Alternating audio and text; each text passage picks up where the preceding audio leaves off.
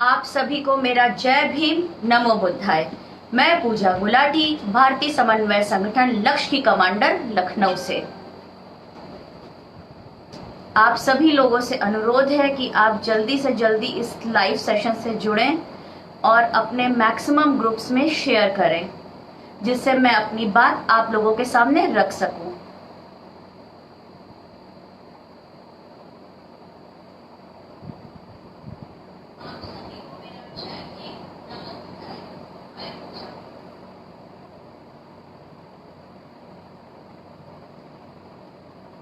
आप लोग जल्दी जल्दी कनेक्ट होइए प्लीज। जल्दी जल्दी अपने ग्रुप्स में आप शेयर करें। भारतीय समन्वय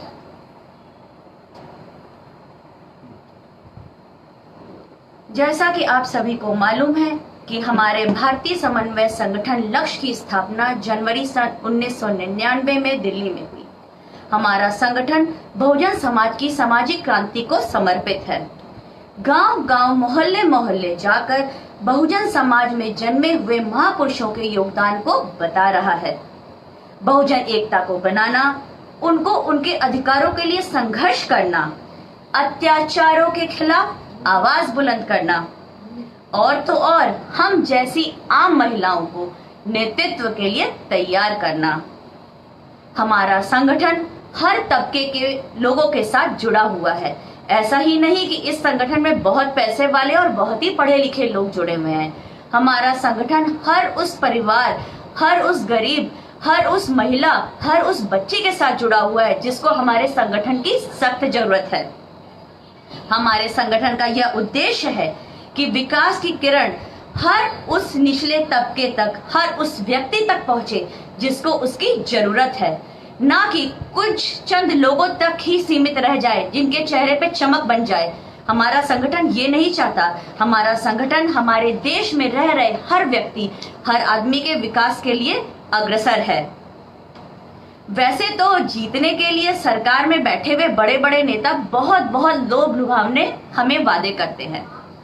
जब वो जीत जाते हैं तो शायद वो भूल जाते हैं कि हम जैसी आम जनता के साथ उन्होंने कौन से वादे किए थे। उनकी कथनी और करनी में हम साफ तौर पे अंतर देख सकते हैं कि वो कहते क्या हैं और हमारे साथ करते क्या हैं। जैसे कि बेटी बचाओ और बेटी पढ़ाओ का नारा बीजेपी सरकार ने बहुत ही जोर शोर के साथ दिया था, जबकि हकीकत इसके बिल्कुल विपरीत है। आए दिन हमारे देश में बेटियों का उत्पीड़न दिन पर दिन बढ़ता ही जा रहा है, खासकर उत्तर प्रदेश में। क्या यह नारा वाकई में सही मायने में चरितार्थ होता है? शायद नहीं। मैं आपसे पूछती हूँ, जब बेटियां बचेंगी नहीं तो हम पढ़ाएंगे किसे? कैसे उनके नारा बुलंद होगा कि बेटी बचाओ और बेटी पढ़ाओ, जब हम अपनी बेटियों को ही नहीं बचा सकते? ऐसे ही मैं आपको कुछ केसेस के बारे में आज बताऊंगी। यूपी के चित्रकूट जिले में, जहां पर इनलीगल माइनिंग का काम होता है, सिर्फ माइनिंग ही नहीं, यहाँ पे इनलीगल तौर पे बच्चियों का, नाबालिग आदिवासी लड़कियों का शोषण होता है। उन बच्चियों को घर से ट्रकों में भरकर ले जाया जाता है काम करने के लिए, और वहां जाते ही उनके सामने ये शर्त रखी जाती है, कि तुम्हें काम तभी मिलेगा जब वो अपने आप को ठेकेदारों और उसके दोस्तों के सामने सपुर्द कर देंगी। जब वो ये करने से मना करती हैं तो उन्हें डराया और धमकाया जाता है। यहां तक कहा जाता है कि उन्हें उठा के फेंक दिया जाएगा। मजबूरी है उन लड़कियों की उन ठेकेदारों की बात मानना। अगर वो इनकी बात ना माने तो उन लड़कियों के ऊपर उनके छोटे भाई बहनों का घर का खर्चा सब उनके ही कंधों पे, उनके पे ही सब चल रहा है। मजबूरी है उनकी कि वो उनकी बात माने, अपने आप को उनके आगे, उनके दोस्तों के आगे सपुर्द कर दे। 300-400 रुपए की दिहाड़ी के बदले उन्हें मिलता है मात्र 100-200 रुपए और शारीरिक यातनाएं। खुद आप सोच के देखिए कि उन लड़कियों को, जब वो लड़कियां वहां से अपने घर आती हैं और ये बात जब वो अपने माँ बाप को बताती हैं तो क्या बीतती होगी उनके माँ बाप को। सिर्फ और सिर्फ मजबूरी है, अपने परिवार का, अपने बच्चों का पेट भरने के लिए उन लड़कियों को उन दरिंदों के हवाले सौंपना। कैसी है ये विडंबना, कैसी है ये विडंबना इस देश की कि उन नाबालिग लड़कियों को अपने घर का खर्च चलाने के लिए अपने आप को, अपने शरीर को उन ठेकेदारों और उसके दोस्तों के हवाले करना पड़ता है। क्यों नहीं सरकार ध्यान देती इन सब बातों पे? क्यों नहीं काम लगाया जाता उन बच्चियों को अच्छी जगह पे? क्यों नहीं उन्हें शिक्षा दी जाती? क्यों नहीं उनके माँ बाप को काम लगाया जाता कि जिससे वो अपने परिवार का पेट भर सके, ना कि वो लड़कियां अपना शरीर बेचने पे मजबूर हो सके। शर्म आती है इन सब बातों को बोलते हुए भी। मुजफ्फरपुर बिहार में नीतीश सरकार के नाक के नीचे हैवानियत का खेल खेला जा रहा है। 34 नाबालिग लड़कियों के साथ बलात्कार उनके ही शेल्टर होम में। वो शेल्टर होम नहीं, उनकी अय्याशी का अड्डा है। अय्याशी का अड्डा उन सफेद पोश नेताओं का, उन रसूखदार लोगों का जो अपनी हवस मिटाने के लिए उन लड़कियों का इस्तेमाल करते हैं। इन सब चीजों का मास्टरमाइंड ब्रिजेश ठाकुर। दूर नहीं हमारा यूपी भी ऐसे केसेस से। आ रही हूं मैं यूपी के केसेस पे भी। देवरिया के बालिका गृह कांड, सबको पता है क्या हुआ था वहां पर। 10 साल की मासूम बच्ची ने पुलिस को यह बयान दिया कि रोज हमारे संरक्षण गृह में लाल सफेद बड़ी बड़ी गाड़ियां आती हैं, बड़ी बड़ी दीदी लोगों को उसमें बिठा के ले जाया जाता है गोरखपुर। सोचिए, गोरखपुर ले जाया जाता है। जब वो लड़कियां सुबह वापस आती हैं, बच्ची ने बयान दिया कि जब वो लड़कियां सुबह वापस आती हैं तो दीदी लोग रो रही होती हैं। वो उस हालत में नहीं होती कि वो कुछ कह सके, उनके मुंह से शब्द तक नहीं निकलते। पूरी तरीके से गिरिजा त्रिपाठी व उसका परिवार इस तरीके के देह व्यापार में लिप्त है। और तो और वहां जो रजिस्टर मेंटेन होते हैं, खूब गड़बड़ियां होती हैं। दिखाई कुछ और लड़कियां जाती हैं, गिनने पे पाई कुछ और जाती हैं। यहां तक कि वहां की कुछ लड़कियां जो है वृद्धा आश्रम में पाई जाती हैं, जहां उस वृद्धा आश्रम से उन लड़कियों की सप्लाई की जाती है। शर्म आनी चाहिए ऐसे नेताओं को जो संरक्षण गृह के नाम पे इस तरीके का काम करवाते हैं।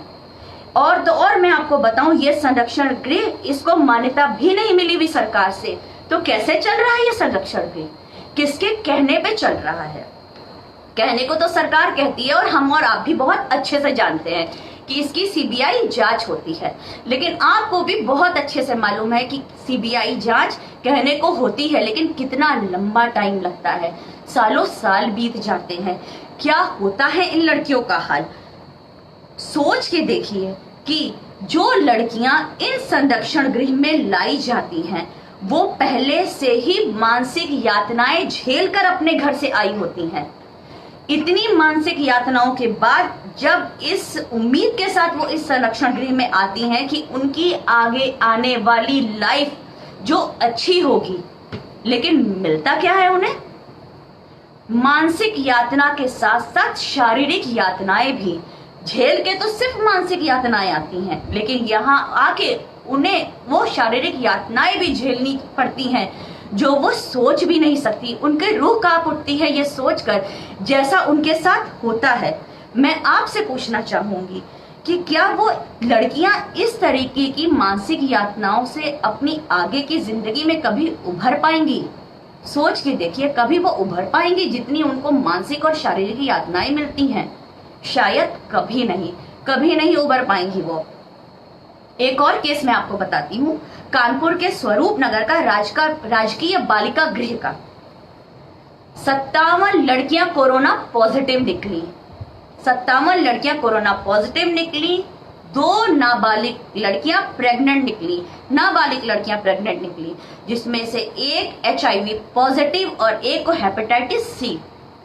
सारे आला अधिकारियों के मुंह बंद, उनकी जबानों पे ताले लग गए। कोई इस मामले में बोलने को तैयार नहीं। और भी मैं आपको बताती हूँ, ये कहानी कोई नई नहीं है, बरसों पुरानी ये कहानी है, बहुत पुरानी ये कहानी चली आ रही है। वो तो भला हो कहिए इस कोरोना काल का कि भांडा फूट गया, नहीं तो हर बार केस दबा दिया जाता है, मुंह बंद कर दिया जाता है। 2 लड़कियों की संदिग्ध हालत में वहीं मौत हुई। 17 लड़कियां 2 साल पहले भाग गई वहां से। कहां भाग गई किसी को नहीं पता। 2 लड़कियों ने सुसाइड कर लिया, अपने आप को उसी संरक्षण गृह में मौत के घाट उतार दिया। सरकार द्वारा संचालित है ये राजकीय बालिका गृह, लेकिन डीएम साहब, प्रोबेशन अधिकारी कोई भी इस मामले में मुंह खोलने को बिल्कुल भी नहीं राजी। वो नहीं राजी, एक शब्द बोलने को बोलना ही नहीं चाहते। जवाब दे सरकार हमारे संगठन को कि इस केस में उसके बाद क्या कार्रवाई हुई, अभी तक कुछ एक्शन लिया गया या सिर्फ कोरोना का ही नाम लेके केस दबा दिया जाएगा, खत्म हो जाएगी सारी बातें, अंत हो जाएगा उन लड़कियों की मौत का। वो भागी कहां भागी किसी को कुछ नहीं पता चलेगा, जैसे पहले भी नहीं पता था। मुझे यह कहते हुए जरा सा भी अटपटा नहीं लगेगा और मुझे लगता है कि मेरी बात सुन के आप भी मेरी बात से सहमत होंगे पूरी तरीके से कि ये संरक्षण गृह कहने को तो संरक्षण गृह है, लेकिन वास्तव में ये एक कब्रिस्तान है जहां लड़कियां जाती तो अपने पैरों से हैं, लेकिन निकलती हैं 4 लोगों के कंधे पर आकर। ये उनकी मौत की जगह है जहां उन्हें मौत के रूप में ढकेल दिया जाता है। उम्मीदों के साथ आती है कि उन्हें यहाँ संरक्षण मिलेगा, उनकी यहाँ मदद की जाएगी, लेकिन नहीं, कुछ भी नहीं होता संरक्षण के नाम पे। सिर्फ जलालत, बेइज्जती, शारीरिक और मानसिक यातनाएं और कुछ भी नहीं। इसी तरह और भी बहुत केसेस हैं यूपी में तो केसों की बाढ़ आई हुई है। कहिए मानसून के मौसम में, कोरोना काल के मौसम में बाढ़ लगी हुई है बलात्कार और शोषण की। मुजफ्फरनगर में 16 साल की दलित लड़की का बलात्कार 3 युवकों द्वारा। गोंडा में एक दलित समाज की लड़की को उसके घर में घुस के मारा, घर में घुसा, उसके माँ बाप को मारा, उस लड़की के साथ छेड़छाड़ की, उस लड़की के साथ जबरदस्ती करने की कोशिश की उसी के मोहल्ले के लड़कों ने।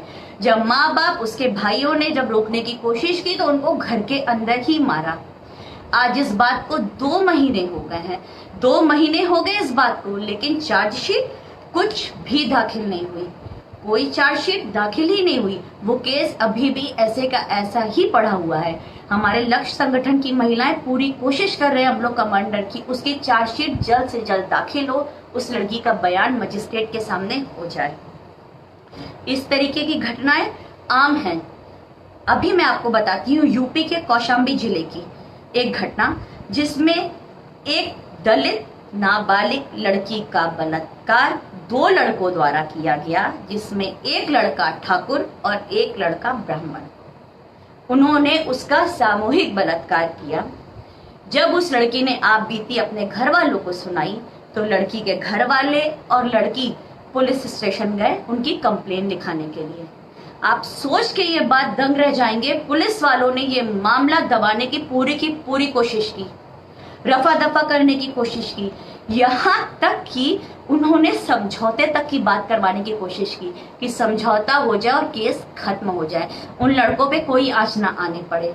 मजाक बना के रखा हुआ है एक लड़की की इज्जत का, मजाक है उनके लिए, वो लड़की की इज्जत नहीं, राह चलता पत्थर है जिसे कोई भी मार के बाहर निकल जाए, कोई फर्क नहीं पड़ता। आज एक ने मारा, कल को दूसरे ने मार दिया। पूरी तरीके से कोशिश की कि यह मामला दब जाए, लेकिन जब यह मामला हमारे लक्ष्य संगठन के संज्ञान में आया तो हमारी लक्ष्य कमांडर, हमारी महिला लक्ष्य कमांडरों ने वहां के पुलिस अधिकारियों पे दबाव बनाया। सीधे एसपी से बात की गई, एसपी ने यह विश्वास दिलाया कि जो भी अभी तक हुआ वो आगे नहीं होगा, इस मामले की जांच पूरी तौर पे निष्पक्षता के साथ की जाएगी। उन्होंने तत्काल दबाव पड़ने पर तत्काल उन्होंने चौकी प्रभारी को सस्पेंड कर दिया। अभी भी पूरी तरीके से न्याय नहीं मिला है, लेकिन एक उम्मीद जगी है, एक उम्मीद की किरण दिखी है कि शायद जो मामला दबा दिया जा रहा था उस लड़की के खिलाफ, लड़की ने जो बोला था उन लड़कों के खिलाफ जो मामला दबा दिया जा रहा था, उस मामले में उस लड़की को न्याय मिलेगा। एक और घटना आपको बताती हूँ यूपी के अंबेडकर नगर की, जिसमें एक दलित नाबालिग लड़की के साथ सामूहिक बलात्कार हुआ। इसमें भी वही हाल, पूरी तरीके से लड़की दलित है, नाबालिग है, गरीब है, परिवार शोषित है, पैसे नहीं है उनके पास, बेचारे तब भी हिम्मत करके कंप्लेन करने गए। कितने केसेस में तो समाज के डर से, मोहल्ले वालों के डर से, रिश्तेदारों के डर से मुंह बंद हो जाता है। घर परिवार वाले ही लड़की को समझा बुझा के मुंह बंद कर देते हैं कि कहाँ बात आगे जाएगी, पैसे है नहीं, बेइज्जती बदनामी अलग होगी, तो बेटा मुंह बंद करके रह जाओ, जो हुआ अपनी किस्मत का मान लो कि ऐसा हो गया, आगे कुछ नहीं होगा। बेचारे वो भी गए, कोई सुनवाई नहीं, कोई कुछ नहीं। वापस यह मामला हमारे संगठन के संज्ञान में आया। हमारी लक्ष्य कमांडर रेखा आर्या जी के नेतृत्व में जब इसकी बागडोर इस केस की सौंपी गई तो उन्होंने दबाव बनाते हुए नीचे से लेके ऊपर तक सारे अधिकारियों को बात की, सबको यह हड़का के रखा कि आपने अभी तक इनकी क्यों नहीं रिपोर्ट लिखी, क्यों नहीं एफआईआर दर्ज हुई, जबकि पूरा का पूरा मामला आपके सामने है। और आज की डेट में उनके ही अथक प्रयासों का ये फल है, कह सकते हैं कि 3 दोषी जो हैं जेल में हैं और बाकियों के लिए तलाश जारी है। मैं पूछती हूँ, मैं ये कहना चाहती हूँ कि अगर जिस हिसाब से कुछ सारे पुलिस अधिकारी ऐसे नहीं होते, मैं ये नहीं कह रही कि सारे पुलिस अधिकारी ऐसे होते हैं, सारे जातीयता के नाम पे इस तरीके की हरकत करते हैं, कुछ प्रशासनिक अधिकारी ऐसे भी होते हैं जो हमारा साथ देते हैं, वो जाति धर्म संप्रदाय से ऊपर उठ के मानवता के लिए काम करते हैं, सही मायनों में जिस संविधान को वो मानते हैं, सही मायनों में ड्यूटी ज्वाइन करते वक्त जिस संविधान की उन्होंने कसम खाई होती है, जिसकी शपथ खाई होती है, वो वाकई उस संविधान को मानते हैं, उसी के लिए ही काम करते हैं, जात से ऊपर उठकर। ध्यान रखिएगा, जात से ऊपर उठकर।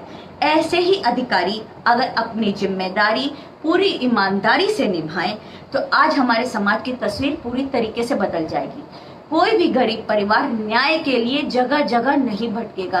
किसी भी परिवार को किसी भी तरीके के संगठन की जरूरत नहीं पड़ेगी। आज उनके पास खुद इतना दम होगा, खुद इतनी ताकत होगी कि वो अपने परिवार, अपनी बेटी के साथ खड़े हो सके। यहाँ तक कि उन दबंगइयों की, उन बलात्कारियों की, उन रेपिस्ट की भी ये हिम्मत नहीं होगी, ये सोच भी नहीं पाएंगे वो कि हम उस लड़की को गंदी नजर से देख पाए, अगर हर पुलिस अधिकारी इसी मुस्तैदी के साथ काम करे जैसे कि कौशाम्बी पुलिस ने की थी। एक और केस मैं आपको बताना चाहूंगी, उत्तर प्रदेश की राजधानी लखनऊ का 4 जून की घटना है, पिछले महीने की। इसमें क्या हुआ कि 3 बहुजन युवकों को झूठा चोरी का इल्जाम लगाया गया, जिसमें एक युवक ओबीसी समाज से था और 2 युवक एससी समाज से थे। उन पे झूठा चोरी का इल्जाम लगाकर उस दबंगइयों ने, ध्यान से सुनिएगा आप ये मेरी बात, कि स्वतंत्र भारत में रहते हुए किस हिसाब से हम जैसे बहुजन समाज को इस तरीके की घटनाओं का सामना करना पड़ता है। उन्होंने झूठा इल्जाम लगाया, मुंह काला किया उनका, उनके बाल मुंडवाए और जूते चप्पलों की माला पहनाकर पूरे गांव में घुमाया, पूरे गांव में घुमाया। सोचिए उन युवकों की मानसिक हालत क्या रही होगी जिन्होंने कोई भी चोरी नहीं की थी, सिर्फ और सिर्फ उन पे एक झूठा इल्जाम लगाया गया था। दबंगई आज की डेट में भी सीना चौड़ा करके गांव में घूम रहे हैं और वो बेचारे 3 निर्दोष बहुजन युवक आज भी जेल में हैं, जिनके पास पैसे नहीं वकील करने के लिए, अपने आप को बाहर छुड़ाने के लिए। मैं नहीं कहती, मैंने पहले भी ये बात बोली, मैं वापस से ये बात बोल रही हूँ, हर पुलिस अधिकारी ऐसा नहीं होता, लेकिन इस केस में तो पुलिस की जातीय मानसिकता साफ तौर पे दिखाई दे रही है। किस तरीके से उसने इन बहुजन युवकों को पूरी तरीके से प्रताड़ित कर दिया। आप खुद सोचिए, जो युवक अगर जेल से बाहर आते, जिन्होंने जो वो जुर्म ही नहीं किया, उसके बदले उनको इतनी बेइज्जती झेलनी पड़ गई, क्या वो आम तौर पे, सही तौर पे हम लोग जैसी जिंदगी जी पाएंगे, नजरें मिला पाएंगे उस गांव में रहने वाले लोगों से? नहीं, कभी नहीं। उनके दिमाग में हमेशा वो बात चलेगी जो उनके साथ हो चुकी है। और तो और आपको मैं बताऊं, इस तरीके गिरी हुई सोच वाले लोग अपने आप को बहुत ऊंचा समझते हैं, सो कॉल्ड ऊंची जाति अपने आप को समझते हैं। कमजोर और गरीब लोगों को शोषित करना, उनको शोषित करने के बाद उनके चेहरे पर तकलीफ देके उनको बड़ा अच्छा लगता है। अपनी शेखी बगाड़ते हुए घूमते हैं कि हमने ऐसा कर दिया, हम यहाँ के राजा हैं, हम इस गांव में रहते हैं, हमारे आगे कोई मुंह नहीं खोल सकता। बहुत से केसेस ऐसे आए हैं लक्ष्य संगठन के सामने जिसमें हम लोगों ने उन्हें सॉल्व किया है। मैं ये बात कहते हुए एक सेकंड भी नहीं सोचूंगी कि इन दबंगों को पूरी तरीके से राजनीतिक संरक्षण प्राप्त होता है, पूरी तरीके से राजनीतिक दलों का इनको साथ मिलता है।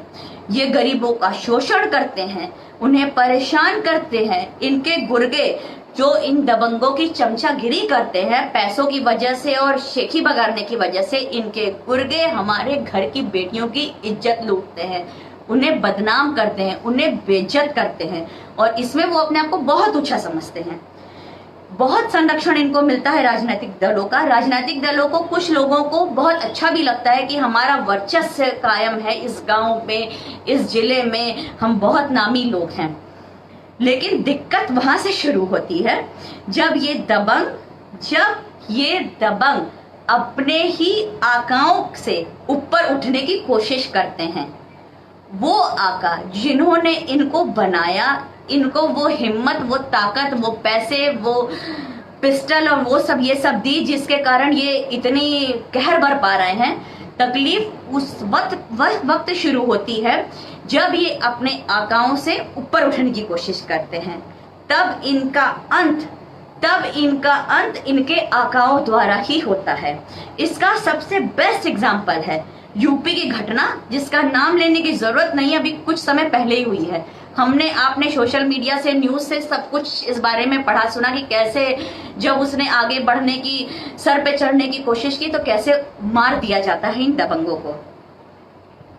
दबंगई तो चलती ही रहती है, लेकिन कम से कम जो लोग इंसानों के भेष में जो वैशी दरिंदे हमारे समाज में घूम रहे हैं, खुले छुट्टा सांडों की तरह घूम रहे हैं वैशी दरिंदे, जो छोटी छोटी बच्चियों, दूध मुही बच्चियों, कुछ महीनों की पैदा हुई बच्चियों पे भी अपनी गंदी निगाह रखते हुए डालते वक्त संकोच नहीं करते।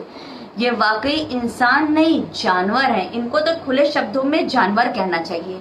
एक घटना मैं आपको बताती हूँ, अभी ही 9 जुलाई की, कुछ दिन पहले की, कानपुर के गल्ला मंडी की एक घटना है। इसमें एक मुस्लिम समाज की छोटी बच्ची 4 साल की साहिबा, जिसके साथ उसके ही मोहल्ले के एक युवक ने अमानवीय घटना करने की कोशिश की।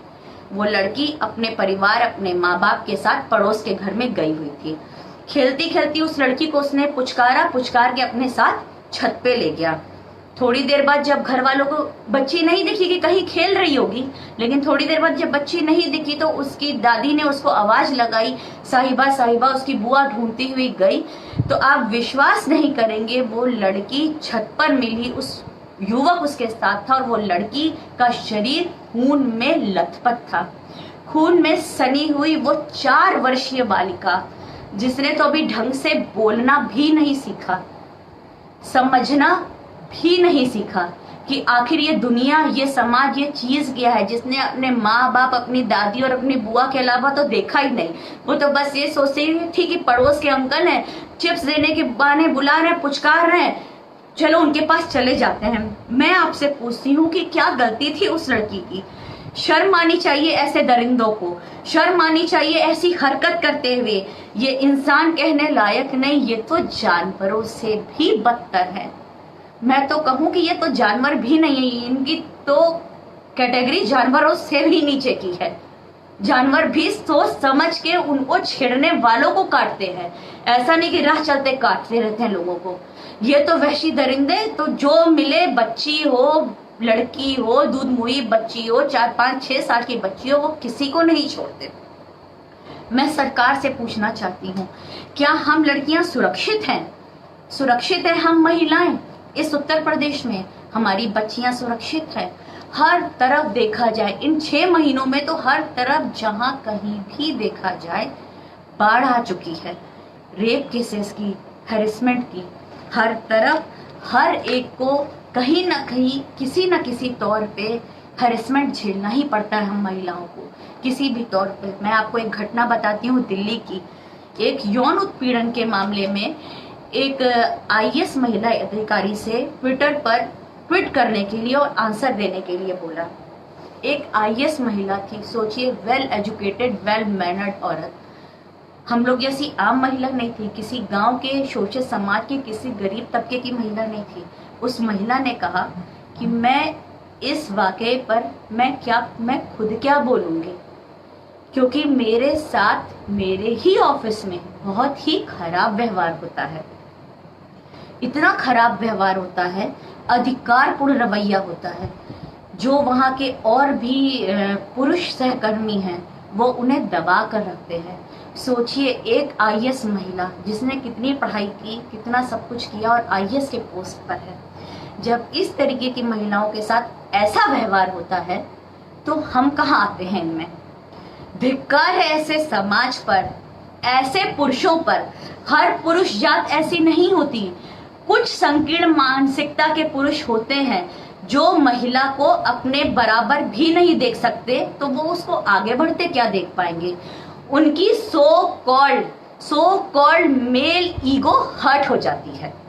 कोई भी लड़की उनसे आगे बढ़े, उनसे बराबरी पे काम करे, अगर उनको उसके आगे झुकना पड़े, गुड मॉर्निंग विश करनी पड़े, तो उनका मेल ईगो हर्ट हो जाता है। जहां मौका मिलता है, जब मौका मिलता है, वो उसके साथ गलत ही व्यवहार करते हैं। रेप केस, अब मैं रेप केस पे आती हूँ। आपसे मैं एक बात कहना चाहती हूँ कि सालों साल रेप केस की सुनवाई चलती रहती है और चलती ही रहती है।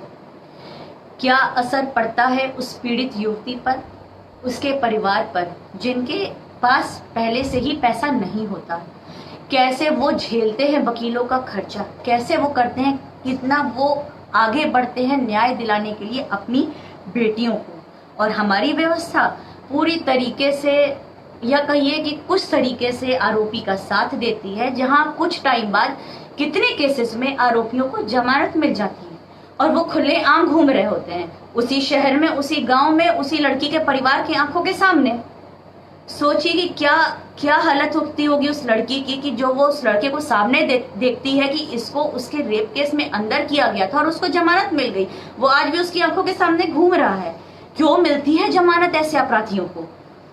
जैसा कि बाहर के देशों में होता है, हमारे देश में क्यों नहीं होता? क्यों नहीं हमारे देश में तुरंत इस तरीके के रेप केस की और शोषण की क्यों नहीं तुरंत कार्रवाई होती? क्यों नहीं दूसरे देशों की तरह तुरंत उन्हें फांसी पे लटका दिया जाता? क्यों नहीं उन्हें बीच चौराहे में खड़े होकर बेइज्जती की जाती? मैं तो कहती हूँ उनकी बेइज्जती करो, उनके घर वालों को भी ना छोड़ो, कि उनके घर वालों को भी लगे कि हमारा बेटा कैसा है, हमें तो इसको बचाना ही नहीं चाहिए। अगर ये अंदर गया तो हमें तो इसकी जमानत ही नहीं करानी चाहिए, ये रहे अंदर, सड़े उम्र सड़े अंदर। उनके परिवार वालों को भी सबक मिलना चाहिए। क्यों लगता है सालों साल हम लोगों को न्याय पाने के लिए? निर्भया कांड, मुझे लगता है शायद मुझे जरूरत नहीं निर्भया कांड के बारे में आप लोगों को बताने की। हम लोग सबको निर्भया कांड के बारे में पता है। पीड़िता की मौत और सालों साल का लंबा इंतजार न्याय पाने के लिए। यहाँ तक कि बीच में उसके माँ बाप की हिम्मत तक टूट गई कि वाकई क्या उस बच्ची को, उस लड़की को, उस युवती को न्याय मिल पाएगा। मैं पूछना चाहती हूँ सरकार में बैठे हुए नेताओं से, सरकार में बैठे हुए उन नेताओं से जिन्होंने वादा किया था बेटी बचाने का, विपक्ष के उन सोए हुए नेताओं से जो सोए रहते हैं, जिनकी आंखें बंद रहती हैं, जिनकी आंखें खुलती हैं सिर्फ और सिर्फ चुनाव आने से पहले, क्योंकि उन्हें वोट चाहिए होता है। उन सोए हुए नेताओं से, हमारे देश के माननीय न्यायाधीशों से, वकीलों से मैं सिर्फ और सिर्फ एक सवाल पूछना चाहती हूँ, और मैं उस सवाल के साथ एक अनुरोध भी करूंगी। सवाल मैं ये पूछना चाहती हूँ, जब किसी लड़की का सामूहिक बलात्कार होता है, या जब किसी लड़की का किसी लड़के द्वारा रेप होता है, और जब केस कोर्ट में जाता है, उसकी सुनवाई होती है, लड़का नाबालिग मिलता है, लड़का अपने सर्टिफिकेट्स के अकॉर्डिंग नाबालिग पाया जाता है, तो क्यों उसको सजा जुवेनाइल एक्ट के तहत दी जाती है? क्यों उसको संरक्षण गृह में भेजा जाता है? जब वो उस लड़की के साथ बदतमीजी कर रहा होता है, बालिगों के साथ मिलके या अकेले भी, जब वो बदतमीजी कर रहा होता है वो लड़का, तब उसको अपनी उम्र का लिहाज नहीं होता, उसे शर्म नहीं आती कि वो उस लड़की के साथ क्या कर रहा है। तो उसे सजा देते वक्त हमारी न्यायपालिका ये क्यों सोचती है कि वो नाबालिग है?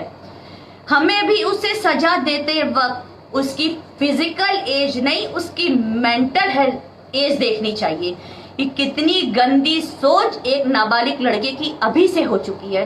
क्यों उसे हम बचाते हैं, क्यों हम उसे प्रोटेक्ट करते हैं, क्यों उसको संरक्षण गृह में भेजते हैं? वो लायक ही नहीं वो लड़का कि उसे संरक्षण गृह में भेजा जाए।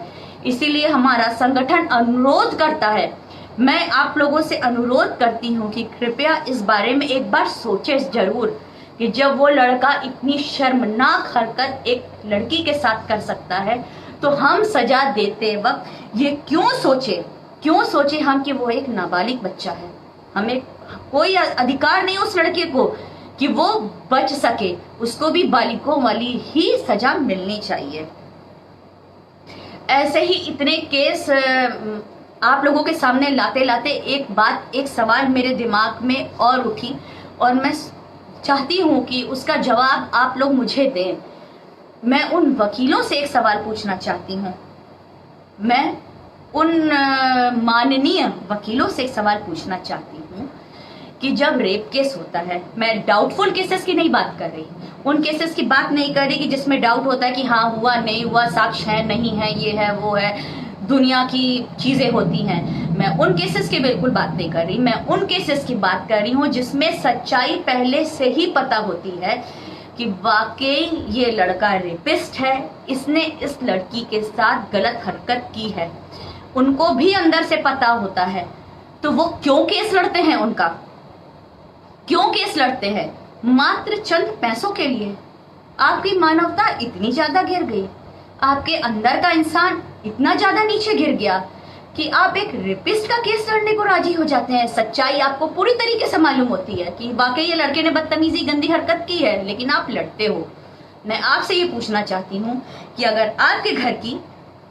आपके घर की बेटियों के साथ ऐसा हो तो आप किसका साथ दोगे? अपनी बेटी का या चंद पैसों के लिए उस रेपिस्ट का? आप किसका केस लड़ोगे?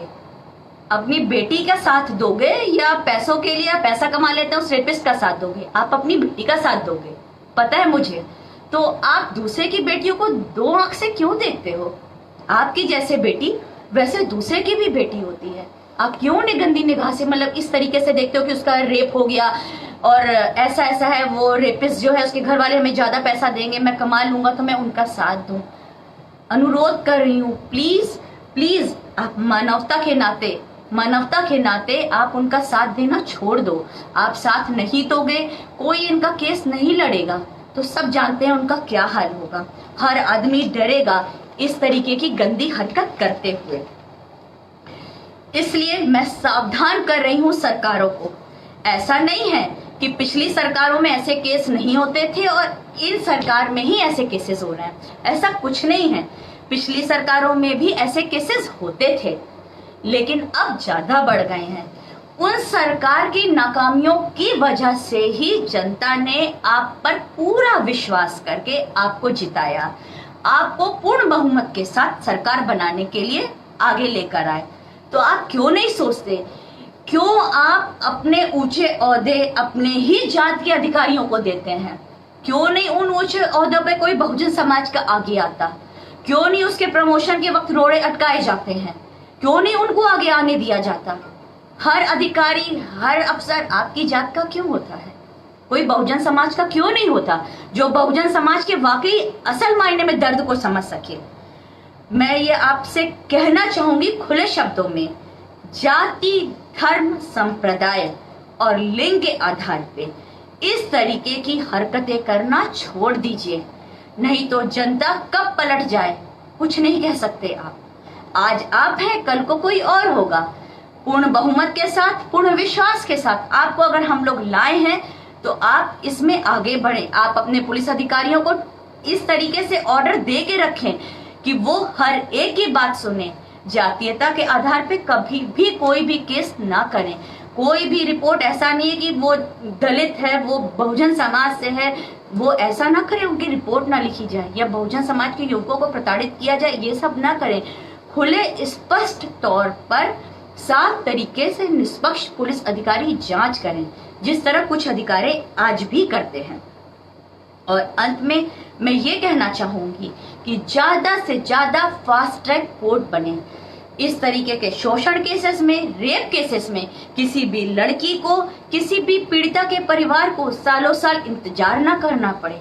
त्वरित कार्रवाई हो। इन फास्ट ट्रैक कोर्टों की है कोर्ट्स, लेकिन इनकी संख्या बढ़ा दी जाए और बलात्कार की सजा सिर्फ और सिर्फ फांसी हो, उम्र कैद नहीं, संरक्षण गृह नहीं, सिर्फ और सिर्फ फांसी। लड़का बालिग हो, नाबालिग हो, अगर उसने बदतमीजी की है तो उसे फांसी ही मिलनी चाहिए, जिससे उन बलात्कारियों की और उनकी आगे आने वाली पीढ़ियां और इंसान के भेष में जो ये भेड़िए हमारे समाज में घूम रहे हैं, हमारी बेटियों, हमारी बच्चियों पे गंदी निगाह डाल के इनके लिए एक सबक हो कि इनके घर की बहू बेटियां, सिर्फ इनके घर की बहू बेटियों की इज्जत नहीं होती, हमारे बहुजन समाज की भी घर की बहू बेटियों की इज्जत होती है। हर बेटी जो इस देश में है, सबकी इज्जत, सबकी आबरू, सब एक समान है, तो एक सबक मिले। इसीलिए मैं फिर कहती हूँ कि बलात्कारियों की सजा सिर्फ और सिर्फ फांसी हो। इन्हीं शब्दों के साथ जय भीम, नमो बुद्धाय।